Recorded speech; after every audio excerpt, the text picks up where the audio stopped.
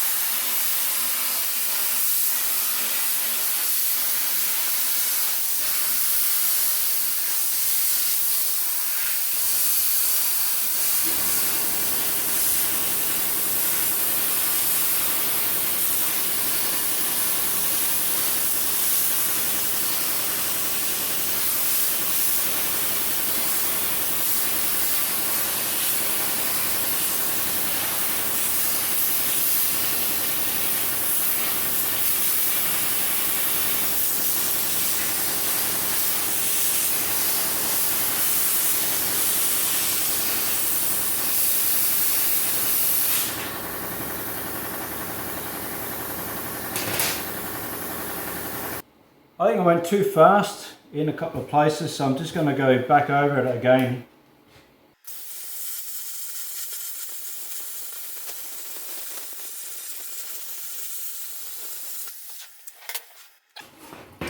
Just a couple of spots here, and we should be good.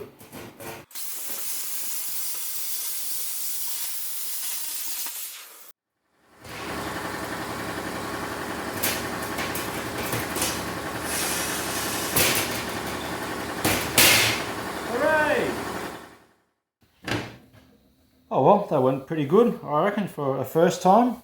I did have to go back over it a couple of times. Maybe I went too fast in a couple of spots, or I wiggled a thing around or whatever. I'm not quite sure. I'm a bit of a fish out of water here, so I was actually quite tense. Anyway, no, that is not bad. That is actually cleaner and neater than when I used the angle grinder. Yeah, good-o. So we'll whack it on the linisher and yeah, it'll come up good.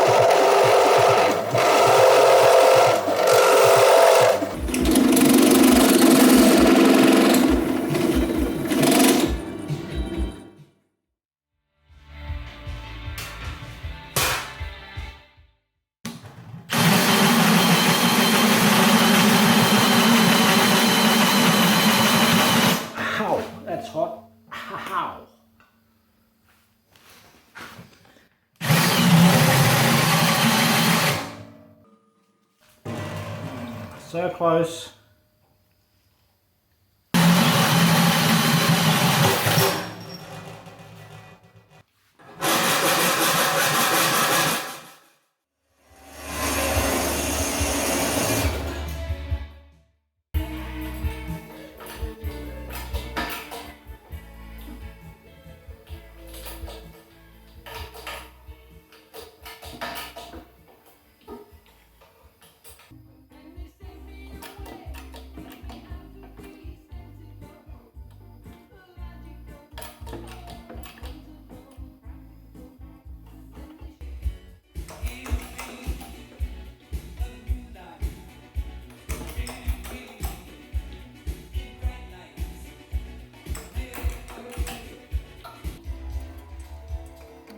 That's about as far as that's going to go.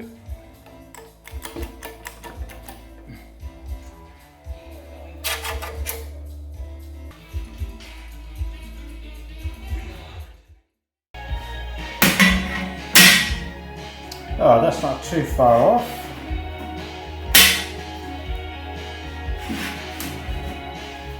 There's a bit of overlap here, so we'll just cut that off.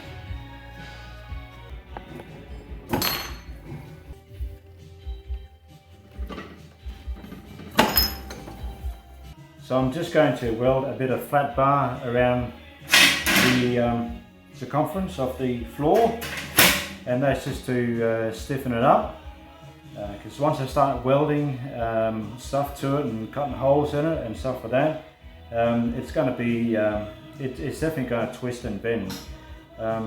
Even though I got lots of bolt holes, yeah, it's only 2mm sheet steel, so this will definitely add quite a lot of strength to it.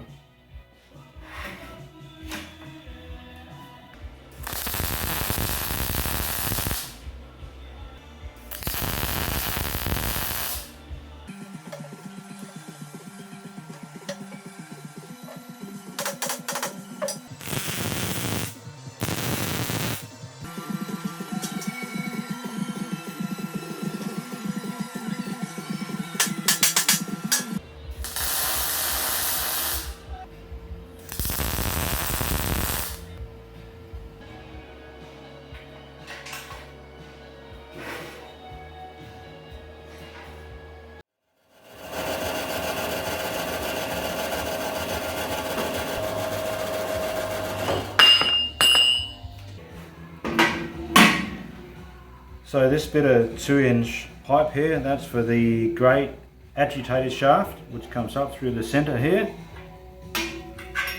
So I've got a bit of scrap metal here, a bit of 5mm thick flat bar. So I'm just going to weld that to the top here, and here's the bush for the shaft. But before I do anything else, I might just drill this out to suit the bush.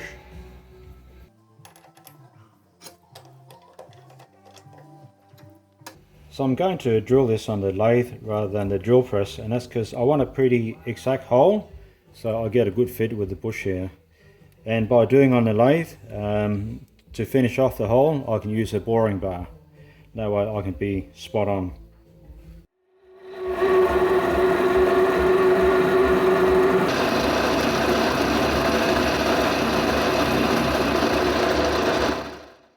Alright, let's see how close I got.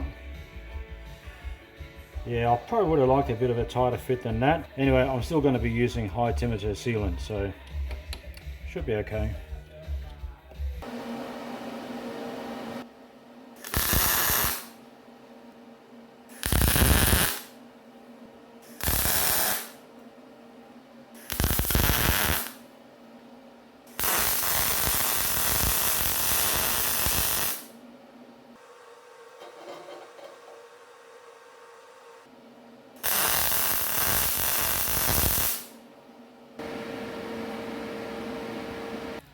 Alright, so this thing goes here like so.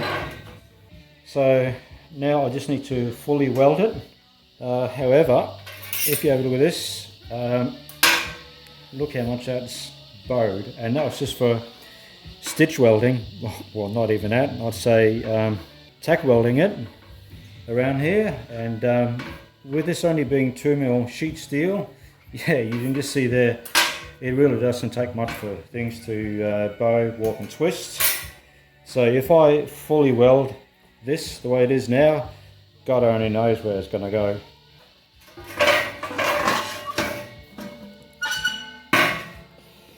Right, so the thing's going to end up somewhere around here. So what I reckon I might do is I might just weld 2 lengths of flat bar across here, weld into this pipe as well. Yeah, hopefully it won't go too far.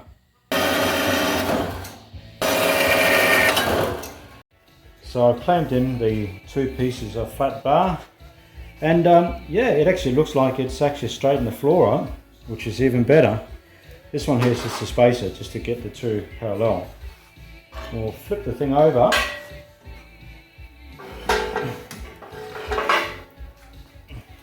Whoops, daisy, hang on to it. Probably shouldn't go with that. Yeah, to my surprise, it's actually straightened up the floor. That's actually pretty good. You've got to be happy with that.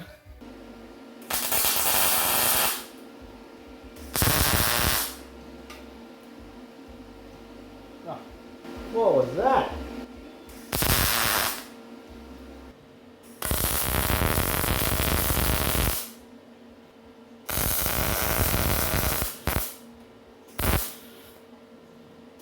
Oh, I think I just ran out of wire. Yep.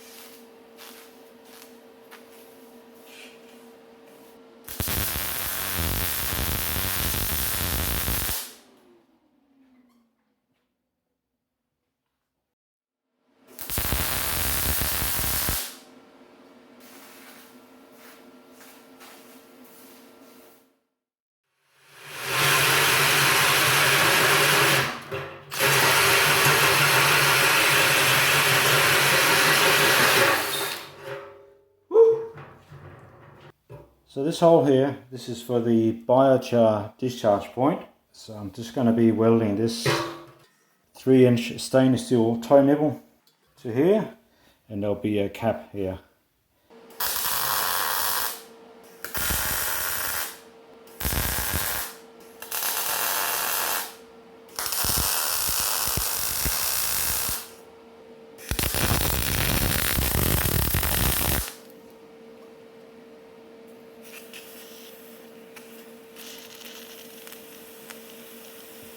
So that's that done. I didn't do too much damage, but immediately, and you might be able to see it in the light, immediately I can see there's a bit of a dip, a bow here. Either that goes down or this here goes up. But I guess around here there's less metal. It's a fairly or relatively thin strip through here, so that was always going to play up. Then I can see, yeah, it's bowing down here, and then definitely, yep, I think this has bowed up a little bit, I can tell here, but this is bowed down. Yeah, I don't think panel beating it's going to achieve a great deal, so I think I need to shrink this. So I think I'll try the old trick. I'll weld a couple of beads along here.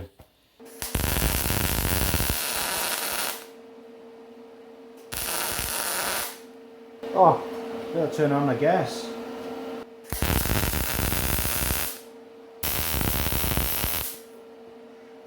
Alright, I think I'll stop there. Okay, well that didn't work too bad. It's by no means perfect, but it's, yeah, it's a lot better. So yeah, I'll just ground this relatively smooth, There's still a bit of a hollow across here, so if I really wanted to, I guess I could run a couple of beads down there, but well, you know, where do you stop? So no, this is okay as long as this is square or straight, we're fine.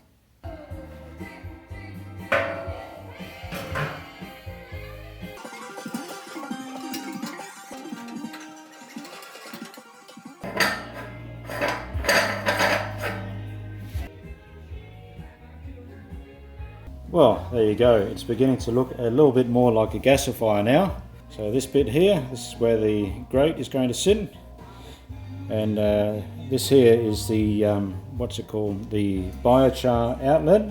And that's just because when I have to empty this vessel of biochar, I didn't really want to have to manually scoop it out. So that's why I'm still going with the discharge port in the floor. And I'm still going to go with the floor scrapers. Only difference is this time they're going to be manual. So I'm going to make something, so I've got some floor scrapers that spin around on this pipe here. And yeah, that's just going to be operated by hand. And at least then I don't have to shovel it out of here. So the biochar just drops down into this. And then it's emptied from the outside. All right, I'll come up with something to rotate around this.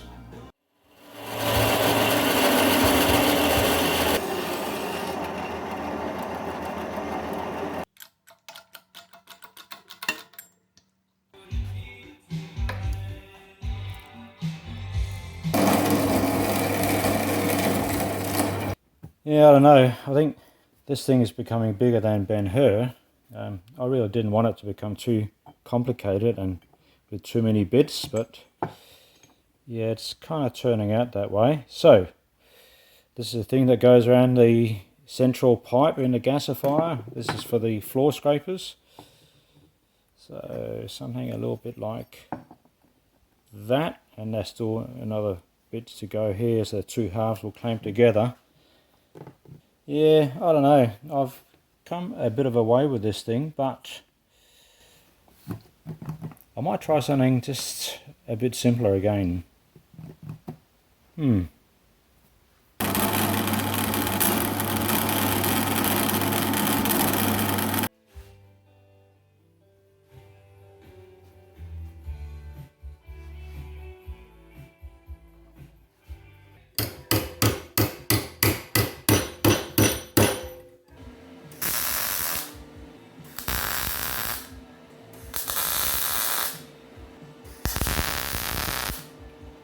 Rightio, let's see if this actually works.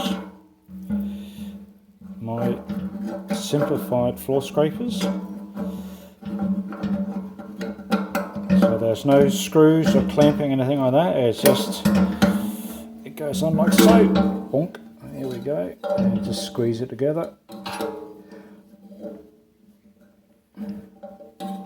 And there you have it.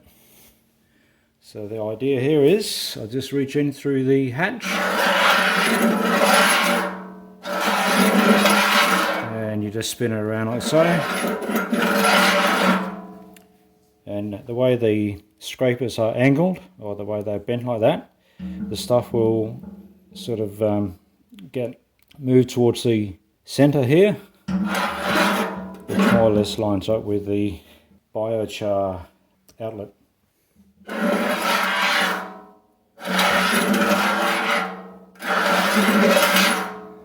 So I think it looks like it'll work in theory. In practice, well, we'll find out. Rightio, that's the floor done. So it feels like I'm making some progress again. So I'm gonna wrap this video up, but next time I've got to do something around here for the great agitator drive.